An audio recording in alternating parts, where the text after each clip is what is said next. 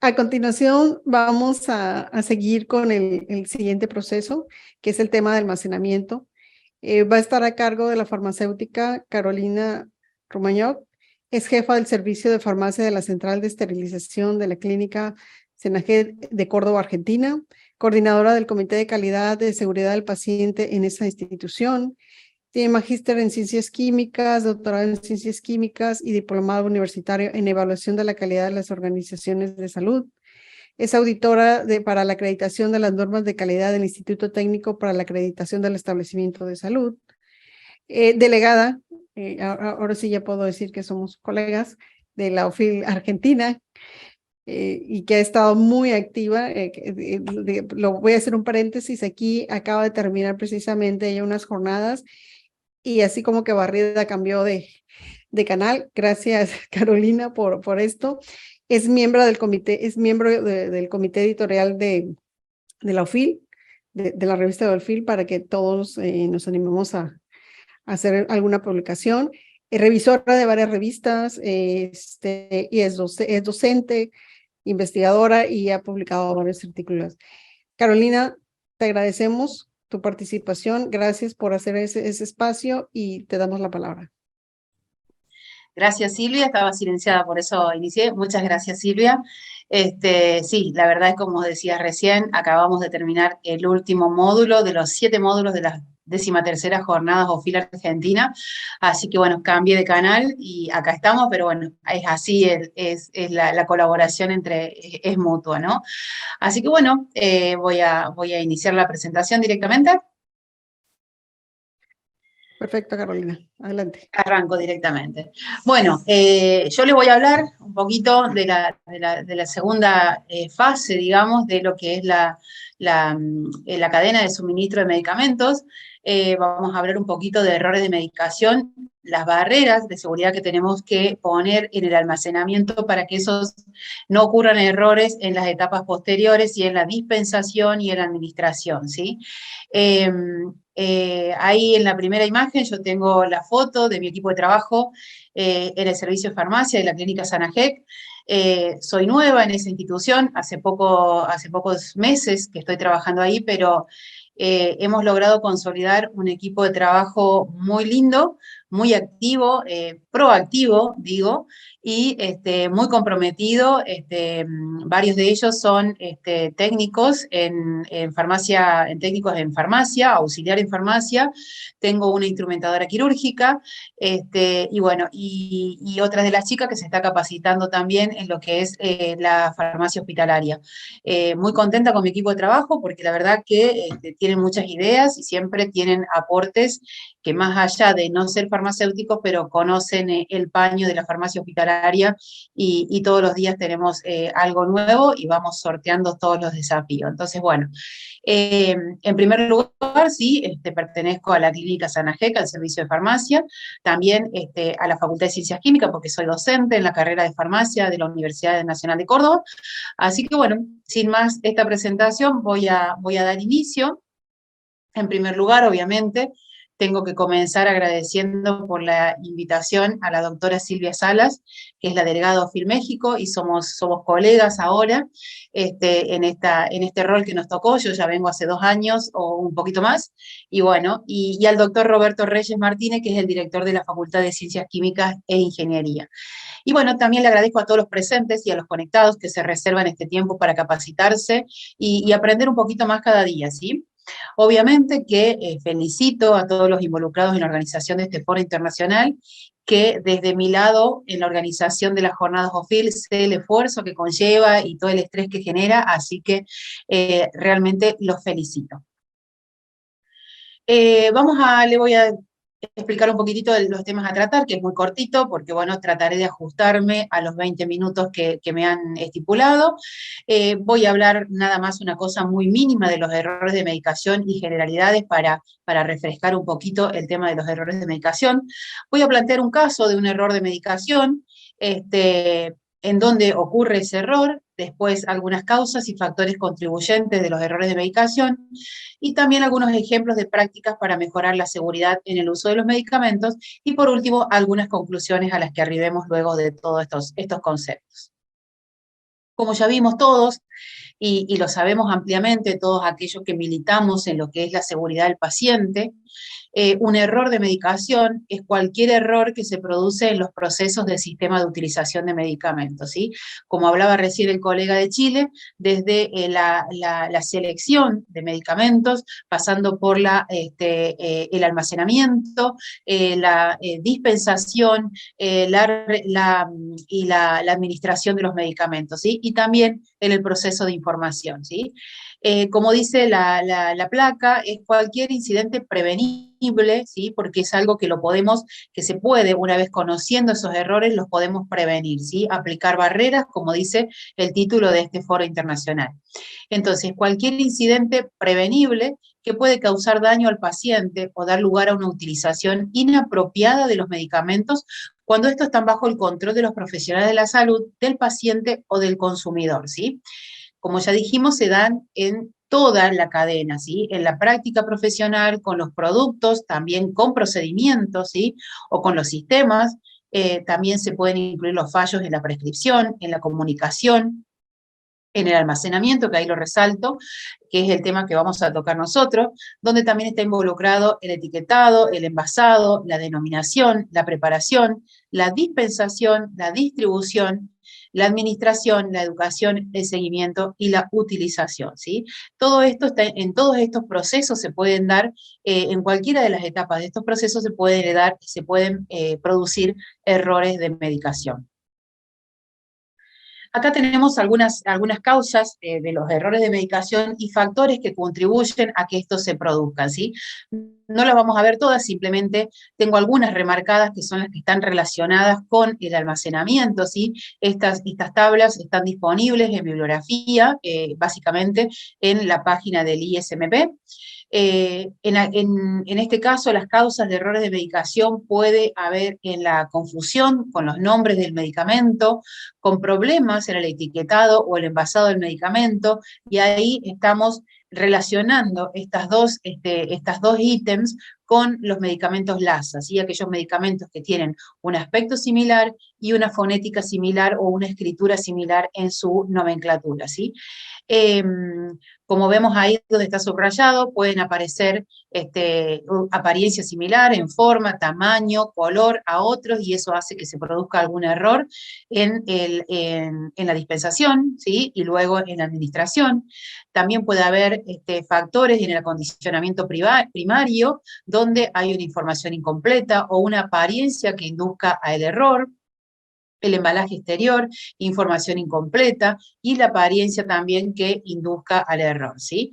Eso nos puede llevar a nosotros a tener errores o a confusiones en los sistemas cuando preparamos los medicamentos para entregarlos desde el servicio de farmacia, y también cuando ocurre la dispensación. Y eso nos va a llevar también a que pueda haber algún error en la administración del medicamento al paciente si no hay un chequeo antes y el profesional que tiene que llevar adelante esa tarea no se da cuenta o no tiene la suficiente preparación para, o la rigurosidad en la preparación de esa medicación para administrarla al paciente, ¿sí? Como siempre hay factores humanos, ¿sí? Que son inherentes a una falta de conocimiento del fármaco o de no conocer al paciente, o distracciones, y ahí, como dice, el almacenamiento incorrecto o sin ningún tipo de identificación, ¿sí? Esos son causas y factores contribuyentes que nos pueden llevar a que ocurran errores de medicación en las etapas subsiguientes. Acá tenemos algunas recomendaciones para reducir los errores de medicación. Estas recomendaciones son básicamente realizadas por diferentes organizaciones internacionales que tienen amplia trayectoria en lo que es la seguridad del paciente, en los errores de medicación y la farmacovigilancia, ¿sí? En esta tabla, por ejemplo, tenemos que una de las recomendaciones es adoptar una cultura de seguridad enfocada en la mejora del sistema, ¿sí? Que incluya una implantación de un programa voluntario de notificación de errores. Como ya vamos a ver adelante, es necesario que esos errores que ocurran se notifiquen, ¿sí? No es conveniente ocultarlos porque si no, no podemos tomar acciones para evitar que vuelvan a suceder, ¿sí? Por otro lado, estandarizar la prescripción médica, de cualquier manera que tengamos la posibilidad, ¿sí? Estandarizar los procedimientos, ¿sí? Los horarios de administración o los horarios de dispensación, los límites de las dosis, los envasados y los etiquetados y el almacenamiento, todo eso tiene que estar estandarizado y de conocimiento de todo el equipo que trabaja en el sector, ¿sí? Estandarizar los equipos de infusión, suministrar los medicamentos de alto riesgo preparados del servicio farmacia en aquellos casos de que se pueda y contemos con esos recursos, ¿sí? Desarrollar los protocolos de uso, eso es fundamental, y procedimientos especiales para manejar los medicamentos de alto riesgo, asegurar la disponibilidad de una asistencia farmacéutica continua, con conocimiento y con predisposición a poder brindar esa información en cada uno de los medicamentos que requieren que nosotros tengamos una asistencia pertinente para que la preparación y la administración sea la correcta, ¿sí? Y obviamente hacer accesible esa información más relevante sobre el paciente en todas las unidades asistenciales. Es importante conocer a nuestros pacientes a los cuales le vamos a entregar la medicación para que esa sea administrada, ¿sí? Un punto importante también es incorporar al farmacéutico en el equipo clínico de salud.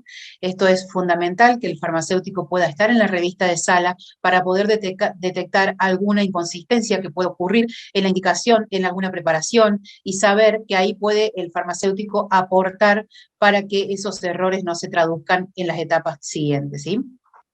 Asegurar la disponibilidad de información actualizada sobre los medicamentos, implantar, ¿sí? Un servicio de información en los casos que se puedan, donde podamos brindar esa información a todo el equipo de salud.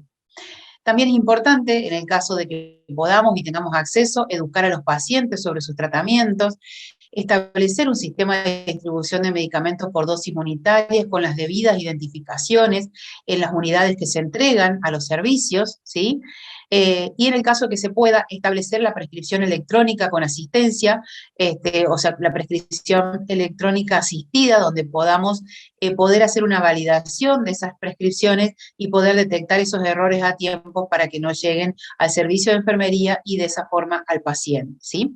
Y en los casos que podamos también y que tengamos los recursos económicos, implementar nuevas tecnologías que permitan mejorar los procesos de dispensación y administración. Acá yo le voy a plantear un caso que ocurrió en una institución de salud acá en la provincia de Córdoba, en Argentina, en una unidad de terapia intensiva, una paciente femenina de 68 años, internada post cirugía de un tumor retroperitoneal, donde se drenan 6 litros de paracentesis, por lo que se le indica reposición de la volemia con 10 unidades de albúmina humana al 20% por 50 mililitros.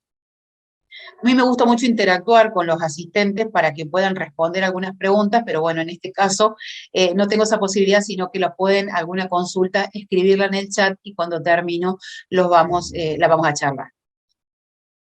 Continuando con esto, el camino del suministro de medicamentos, el farmacéutico validó la prescripción y en lugar de albúmina humana, en lugar de los 10 frascos de albúmina humana por 50 mililitros, entregó inmunoglobulina G endovenosa 5 gramos en 100 mililitros. ¿Sí?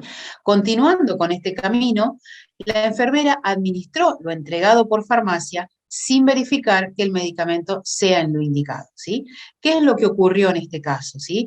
Como dice Mafalda ahí, lo peor es que el empeoramiento empieza a empeorar, ¿sí? Acá tenemos una cadena donde el farmacéutico valida la prescripción, lo cual lo hace correctamente, y en lugar de la entrega un medicamento diferente al que está indicado, ¿sí? Y para continuar con el error, la enfermera no tiene la rigurosidad suficiente y administra el medicamento entregado por farmacia sin verificar que sea el medicamento indicado, ¿sí?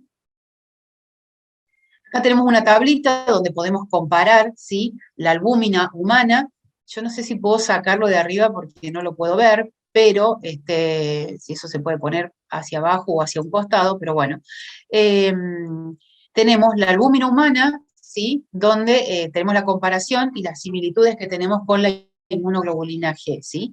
Básicamente la albúmina se almacena a temperaturas inferiores a 25 grados centígrados y la inmunoglobulina G sí o sí tiene que estar almacenada entre 2 y 8 grados centígrados, ¿sí? En este caso, donde ocurrió el error, estos son las dos fotos, las fotos exactamente de la medicación que fue la confusión, ¿sí? Podemos observar acá que tenemos un diferente tamaño de la ampolla, ¿sí? En el caso de la inmunoglobulina humana, la ampolla es de 100 mililitros, y en el caso de la albúmina humana es de 50 mililitros, como lo estoy señalizando en el círculo rojo, ¿sí? Y también hay un aspecto importante a detectar, que es diferente el color de la solución, ¿sí? Como vemos, la albúmina tiene un color amarillento, ¿sí? Y la inmunoglobulina es de color absolutamente transparente, ¿sí? La única evidencia que se puede detectable o a simple vista es la diferencia en el color de tapón plástico, ¿sí? Que es en el envase primario, donde yo ya tengo que abrir la caja y poder notar esa diferencia, donde vemos que la albúmina tiene un tapón de color fucsia y la inmunoglobulina un tapón de plástico de color azul. En ese caso, la enfermera debería estar entrenada que en esta marca de este laboratorio esa tapa es la que identifica los diferentes colores, ¿sí? Por otra parte, el personal de enfermería no tuvo en cuenta la velocidad de infusión de esta medicación, ¿sí? La velocidad de infusión para la albúmina es de 1 a 2 mililitros por minuto, mientras que la velocidad de infusión para la inmunoglobulina es no mayor a 2 mililitros por minuto, ¿sí? Y un factor importante que tenemos que tener en cuenta acá es el costo, ¿sí? La inmunoglobulina G tiene un costo muchísimo más de tratamiento, ¿sí? Si se administraron los 10 frascos de inmunoglobulina G en lugar de los 10 frascos de albúmina, tenemos una relación de $5.400 aproximadamente versus aproximadamente $300 si se hubieran administrado los 10 frascos de inmunoglobulina G. En este caso, ambos medicamentos estaban almacenados en la heladera en estantes diferentes, ¿sí? La albúmina estaba en la letra A y un estante más abajo estaba colocada la inmunoglobulina, ¿sí? Entonces, en este caso fue cuando la farmacéutica tuvo su confusión, ¿sí? Dado que en el envase exterior no hay casi diferencia para poder detectar ese error de dispensar un medicamento por otro. Bien, se me pasó la filmina. Entonces, acá tenemos un error, una cadena de errores, donde hubo un error de medicación en la dispensación y en la administración, debido a que en el almacenamiento ese medicamento no tenía ninguna señalización que pudiera detectar y poner una alerta a la hora de la dispensación, ¿sí? De acuerdo a las clasificaciones de los errores, a las tablas de clasificaciones, este tipo de error es un error de medicación, un medicamento erróneo y no es el indicado, ¿sí? Porque estaba indicada albúmina y se entregó inmunoglobulina, ¿sí? ¿En qué etapa de la cadena de suministro ocurrió este error de medicación? ¿Sí? Como ya les dije, fue primero en la dispensación y en la administración, debido a que en el almacenamiento no hay una señalización que me haga tener una alerta a la hora de dispensar ese medicamento, ¿sí? ¿Qué factores fueron los contribuyentes que llevaron a que se produzca este error en la dispensación y posteriormente en la administración, ¿sí? Primero tenemos el aspecto similar del envase secundario, ¿sí? Que son los medicamentos LASA, por las siglas en inglés, Lookalike, Soundalike, ¿sí? Aquellos que tienen un envase similar, un color similar o el sonido similar, ¿sí? En cuanto a su descripción, ¿sí? Del principio activo. Siguiendo con eso, la similitud en la denominación y la falta de rigurosidad en la dispensación de la medicación por el servicio de farmacia, ¿sí? Y por último, también una falta de rigurosidad en la preparación y administración por parte de enfermería, ¿sí? ¿Quién detectó el error? El error fue detectado por la farmacéutica al día siguiente, cuando fue a reponer lo que supuestamente había dispensado, ¿sí? Cuando llega la medicación que tiene que reponer la droguería, ¿sí? Obviamente, pensando que había dispensado albúmina, solicitó la reposición de albúmina. Cuando va a reponer el estante de la albúmina, se encuentra con que el estante de la albúmina está completo y el que tiene poca medicación es el de la inmunoglobulina. Y ahí se da cuenta del error que había pasado, constatando con el stock que lo que había entregado no era la medicación correcta, ¿sí? Entonces, inmediatamente se dio aviso al médico y ahí se instauró el tratamiento correcto, ¿sí? ¿Qué categoría de error tenemos acá de acuerdo a las clasificaciones? Es un error sin daño, es una categoría C, ¿sí? El error se produjo, ¿sí? Alcanzó al paciente, pero no le produjo daño.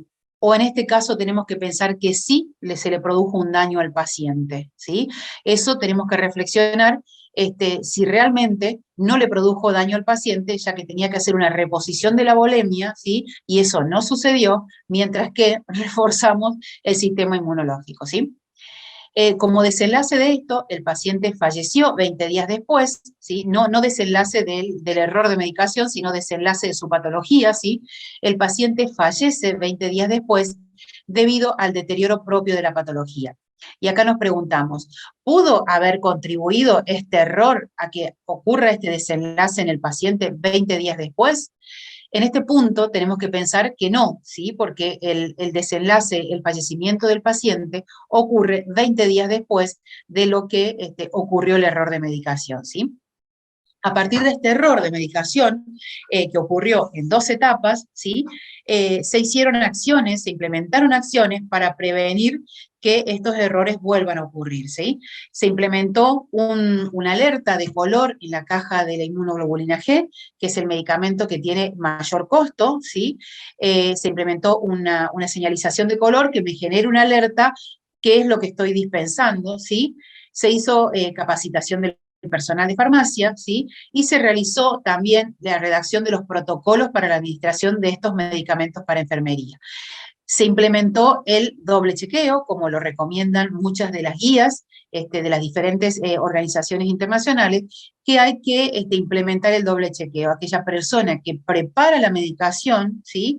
Tiene que ser chequeado lo que prepara por alguien que va a hacer la dispensación y la va a llevar a los pisos. Y entonces, en estos puntos se implementó eso en el servicio de farmacia para poder subsanar y que no vuelvan a ocurrir este tipo de errores nuevamente, ¿sí? Y obviamente los protocolos para la administración completos para estos tipos de medicamentos y todos los medicamentos de alto riesgo para el servicio de enfermería.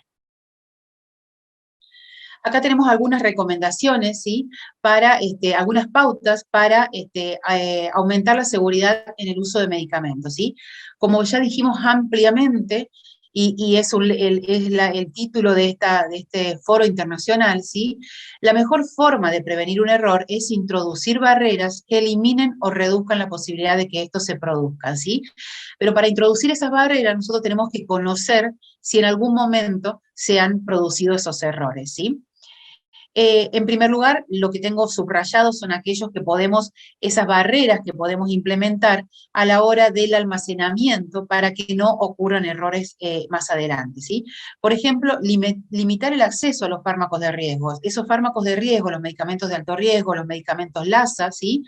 Tenemos que tenerlos de alguna manera segregados y señalizados, y aquellos medicamentos de alto riesgo, que sabemos, como ya lo dijimos anteriormente, que son los que tienen mayor posibilidad de generar un problema en el paciente cuando ocurre un error, ¿sí? Un problema grave, ¿sí?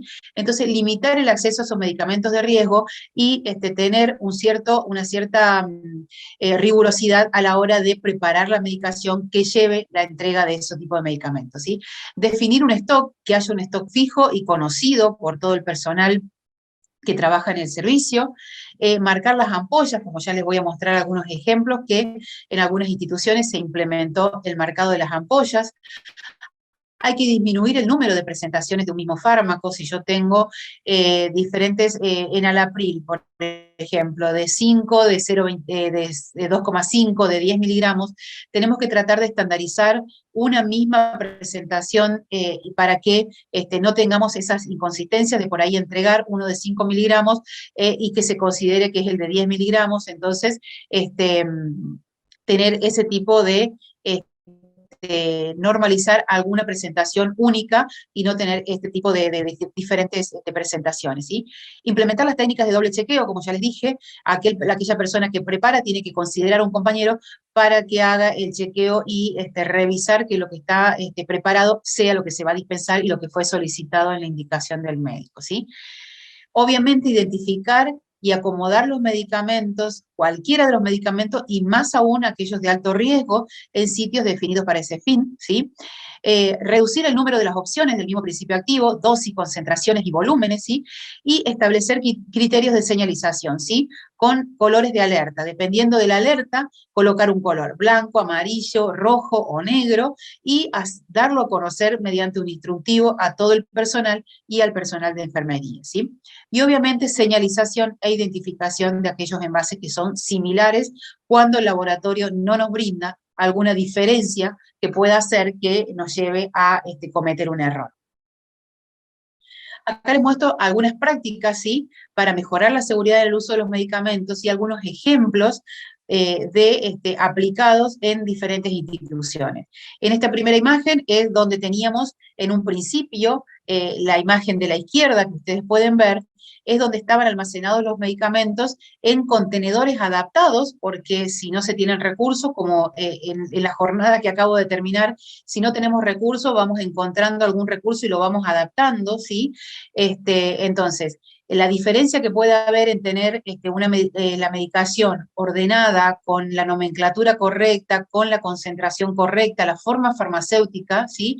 En el caso nuestro, le hemos agregado en la parte donde están los contenedores de color gris, le hemos agregado la acción terapéutica para que todos aquellos auxiliares puedan ir familiarizándose, y también tiene un código interno del sistema informático donde tenemos que descargar la medicación para facilitar el tiempo en el que yo dispenso la medicación hacia los servicios o hacia los pacientes. Entonces, una primera práctica es lograr un ordenamiento y una nomenclatura donde podamos tener, de acuerdo a la creatividad que tengamos cada uno, segregados por, si queremos ponerlos por orden alfabéticos completos a todos, o queremos ponerlos segregados por acción terapéutica, depende del espacio, depende de los recursos que tengamos. Pero un factor principal e importante es tener un ordenamiento con la nomenclatura y la prolijidad en la descripción de cada medicamento.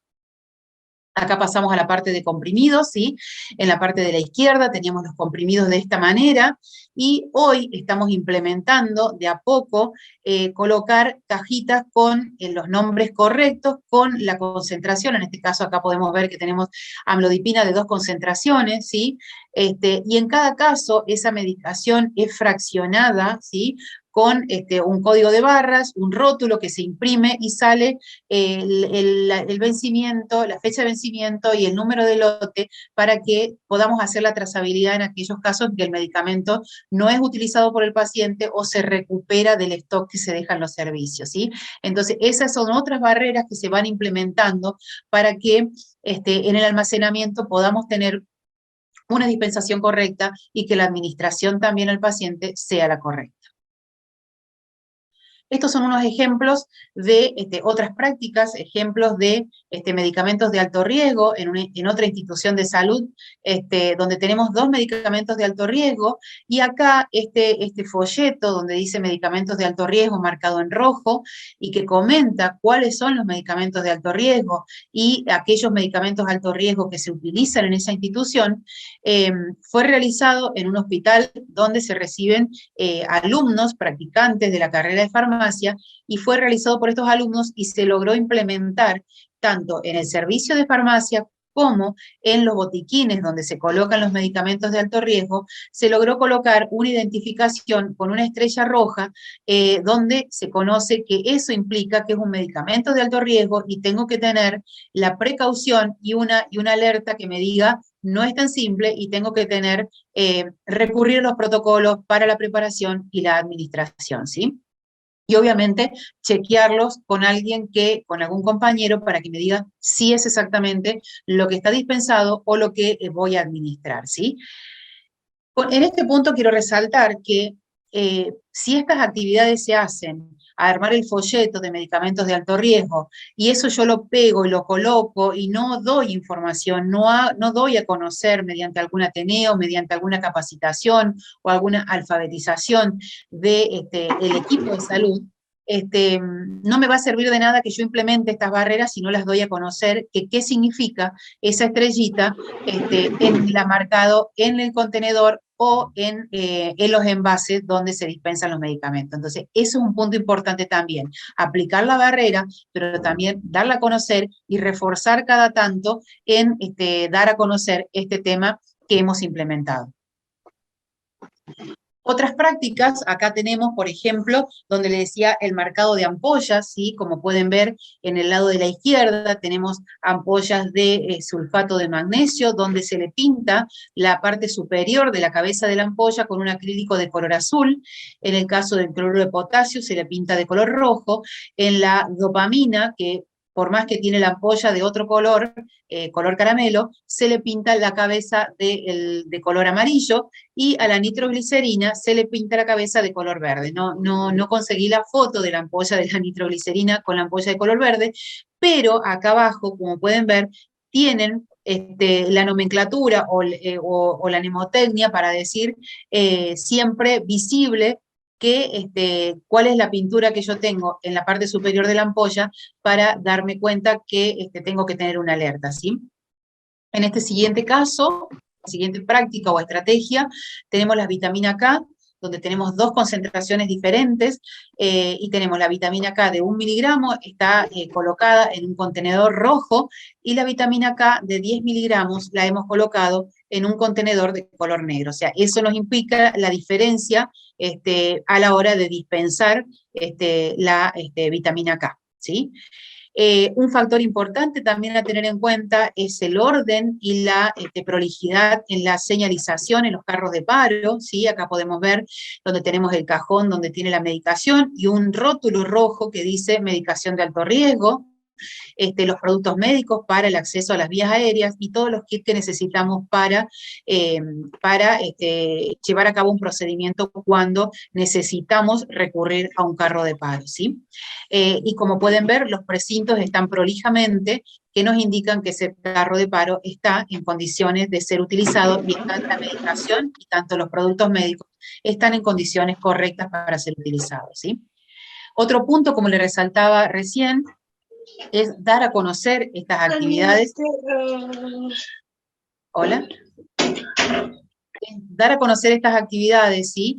Tanto internamente en el servicio de farmacia como al resto de los servicios y al equipo de salud, ¿sí? Acá tenemos una cartelería de otra institución de salud de acá de Córdoba, donde tiene los medicamentos de alto riesgo, los definidos para esa institución, ¿sí? Los tiene detallados cuáles son, ¿sí? Y aquellos medicamentos que tienen los medicamentos LASA también los tiene definidos y los tiene remarcados cuáles son a tener en cuenta a la hora de administrarlos, ¿sí? En este cartel es un cartel indicativo a la hora de dispensar comprimidos, cómo se debe cortar, cómo se debe fraccionar el comprimido y cómo colocarlo para que no se pierda la trazabilidad, ¿sí? En el caso, como le mostraba anteriormente, tenemos stickers que se pegan y se ponen en pouch pequeñitos para cada comprimido, el número de lote y la fecha de vencimiento. En este caso, tiene una nomenclatura donde tienen un sello que colocan y ahí completan el número de lote, la fecha de vencimiento de cada comprimido y así lo entregan para no tener errores a la hora de la dispensación y de la administración. Entonces, como conclusiones podemos decir que los errores son frecuentes, ¿sí? Y muchas veces son con graves consecuencias, ¿sí? Tenemos estadísticas, muchísimas estadísticas a nivel internacional de los casos de errores de medicación y las consecuencias, ¿sí? Por lo tanto, tenemos que aplicar la epidemiología para saber, ¿sí? Conocer hacia atrás cuántas veces, qué cantidad ocurren y qué tipos de errores son los que ocurren y la gravedad de esos errores, ¿sí? El reproche y la culpabilización conducen a que estos errores se oculten, ¿sí? Por eso es necesario pensar médicamente, ¿sí? Desde la etiología, la patogenia, la clínica, el diagnóstico y el tratamiento, ¿sí? Encontrar el factor predisponente que hace que ocurran estos errores, todo lo que se genera alrededor de ese error, diagnosticarlo y hacer el tratamiento, ¿sí? El tratamiento implica aplicar esas barreras, ¿sí? Pero para aplicar esas barreras siempre tenemos que conocerlo, ¿sí? Como dice el paso siguiente, los errores tienen antecedentes, ¿sí? Hay que analizar las causas latentes y poder llevar a una capacitación previa o aplicar las barreras una vez que esto sucede, ¿sí?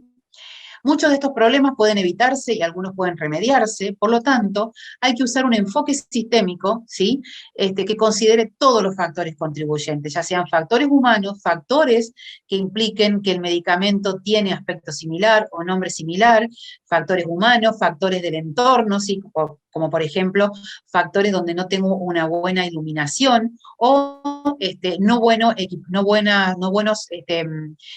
productos médicos que me lleven a poder no hacer una preparación correcta, ¿sí? Entonces, son todos los factores contribuyentes que tenemos que analizar en su conjunto, ¿sí? Y por último, son problemas crónicos, ¿sí? Sabemos que son problemas crónicos y que requieren tratamientos prolongados. Por lo tanto, nosotros como farmacéuticos, desde el servicio de farmacia y en su salida hacia los demás servicios, perseverar en esto de estar continuamente alfabetizando, capacitando en cuanto a este tipo de errores y sobre todo cuando aparecen medicamentos nuevos que tenemos que incorporar a nuestro Bademecum, a nuestra institución, tenemos que hacer esta capacitación continua, perseverar y perseverar, ¿sí? Porque con la detección, ¿sí? Y el aprendizaje de estos errores de medicación, vamos a mejorar los procesos vinculados al uso de los medicamentos y con ello vamos a mejorar la seguridad del paciente, ¿sí? Y tenemos que trabajar con el equipo de salud completo para poder llegar, incrementar la seguridad del paciente, o sea, el farmacéutico, el médico, el enfermero y también el paciente, ¿sí? Y lograr ese trabajo en equipo para que entre todos podamos disminuir la curva de esos errores de medicación e incrementar la seguridad en nuestros pacientes. Bueno, para finalizar, ¿qué hemos aprendido hasta acá de toda esta charla y de la primera charla que ha dado el colega de Chile, ¿sí? Hemos aprendido que un error de medicación es un incidente imprevisto, ¿sí? Que ocurre tras un uso inadecuado del medicamento, ¿sí? Se pueden producir en cualquier etapa de la utilización del medicamento, como ya los vimos ampliamente, desde la selección hasta la administración, ¿sí? Que la isoapariencia es un factor que contribuye y mucho para que se produzcan estos errores de medicación y es una lucha constante sabemos con toda la industria farmacéutica que tiene una cierta línea de producción y tiene que mantener un packaging que los tenga, los identifique, ¿sí? Pero tenemos que también lograr que a través de nuestras autoridades sanitarias se puedan incluir algunas barreras que nos permitan poder identificar y que no se produzcan estos errores, ¿sí? Es importante validar las prescripciones también y realizar doble chequeo a la hora de administrar la medicación y obviamente notificar estos errores de medicación nos ayuda a implementar barreras en los distintos procesos para poder prevenirlos, ¿sí? Y para finalizar, acá yo le dejo una imagen que me gusta mucho, ¿sí? Que dice, equivocarse es humano, ¿sí? Somos humanos y nos podemos equivocar siempre, ¿sí? Pero ocultar los errores es una estupidez, ¿sí? Si nosotros hubiéramos ocultado, en el caso de la que se administró la inmunoglobulina y no hubiéramos avisado que ocurrió un error y que se pueda instaurar el tratamiento correcto, hubiera sido una estupidez, ¿sí? Y quizás hubiéramos incurrido en un riesgo más grave todavía en ese paciente, ¿sí? Y obviamente no aprender de esos errores, ¿sí? Es imperdonable. Así que bueno, por lo tanto, tenemos que aprender de esos errores, implementar barreras para que nosotros podamos tener la seguridad que cuando dispensamos la medicación, esa medicación va a llegar correctamente y se va a ser administrada al paciente con un mínimo de riesgo, ¿sí? Y vamos a tener nuestra seguridad del paciente completamente asegurada. Así que bueno, con esto me despido, espero les haya gustado la presentación, les agradezco muchísimo que me hayan invitado y por cualquier consulta o lo que quieran, si quieren proponer algunas barreras que utilicen en sus países, está mi mail de contacto, me las pueden pasar y podemos compartir y así nos vamos ayudando entre todos. Así que bueno, muchísimas gracias por estar conectados y bueno, nos vemos en alguna otra oportunidad. Gracias, Carolina, por tu excelente ponencia. Hay varios comentarios aquí, la mayoría obviamente felicitándote por lo que nos acabas de compartir.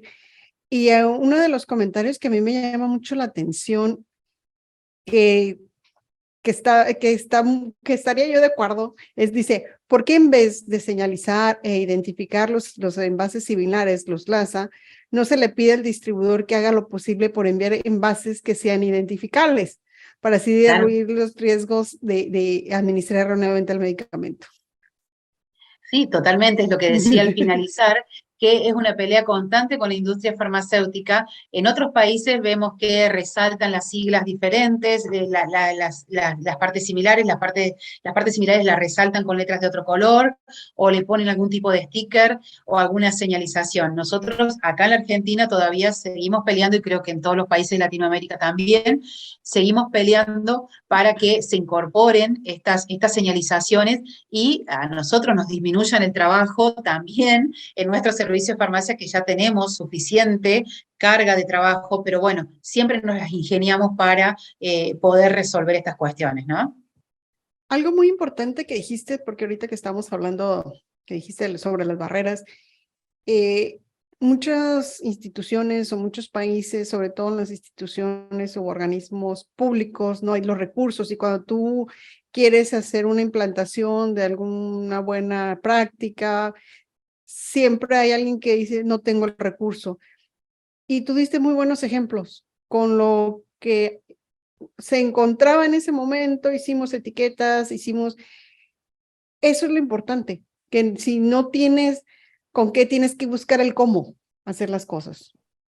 Sí, exactamente. Exactamente, buscar mínimas cosas. Si yo al principio se tenían esos contenedores que se colocaban y bueno, después logramos ir en base a la insistencia, lograr conseguir contenedores más adecuados, lograr hacer rótulos más adecuados y bueno, va en cuanto a la creatividad y a la insistencia también de cada uno. Yo, en el caso mío, soy muy insistente pero con fundamentos, ¿sí? ¿En qué me impacta esto? ¿Sí? Que yo no voy a entregar la medicación errónea, ese paciente va a recibir la medicación y no va a ocurrir un error con el cual voy a tener que revertirlo con algún otro gasto. Entonces, todo eso lleva a tratar de convencer con fundamento a los que tienen que tomar las acciones en ese punto. Así que, pero bueno, siempre creo que en todos los lados donde yo he estado, los farmacéuticos son muy creativos y generan infinitas posibilidades para subsanar este tipo de cosas, ¿no? Así es.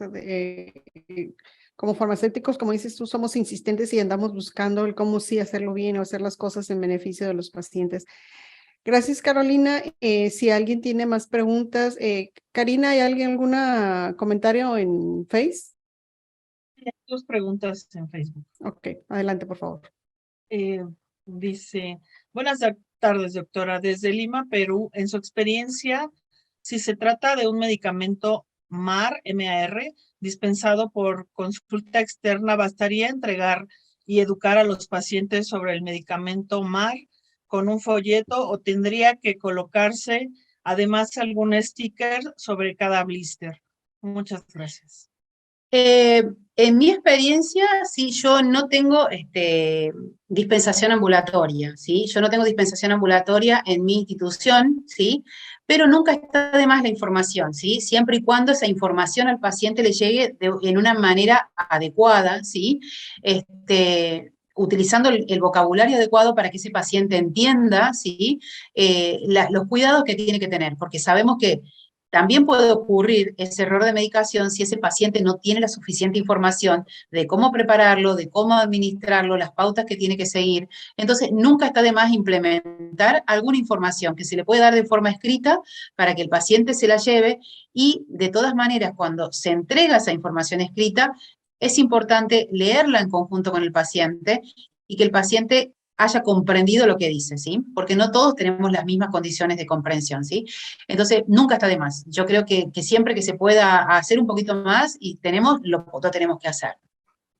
Quiero hacer un comentario. Los medicamentos MAR de alto riesgo, por lo regular, por lo menos aquí en algunos organismos, como barrera de seguridad, y como lo acabas de mencionar, Carolina, no salen al paciente ambulatorio o externo. Son medicamentos que se aplican exclusivamente, digo, como barrera de seguridad, sobre todo por eso, ¿no? Porque son medicamentos de alto riesgo en los hospitales. Ajá, y como dices tú, habrá algunas excepciones, ¿no? Pero sí es un riesgo empezar a soltar esos medicamentos. Sí, totalmente. Básicamente son de uso para instituciones con internación, Ujú, pero a lo que me refería es cuando cualquier otro medicamento que yo le entrego al ujú, paciente que implique alguna preparación especial o algún cumplimiento especial, nunca está de más entregar alguna información, ¿sí? exacto. Claro, sí. Muchas gracias. Y la otra tiene que ver con su presentación. Preguntan si se Sí. podría compartir las diapositivas.